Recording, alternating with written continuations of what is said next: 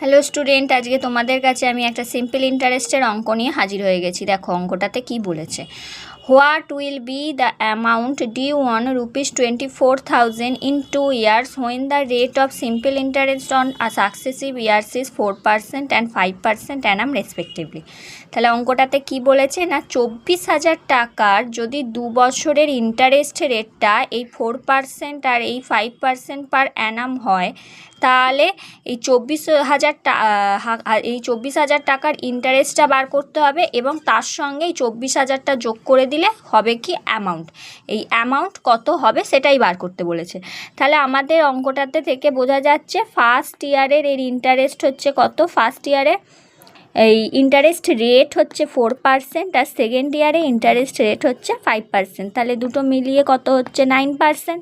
তাহলে simple interest হচ্ছে 24,000, এইটার 9% হারে 2 বছরে কত হচ্ছে না, এটাকে গুণ করলে হচ্ছে 2160।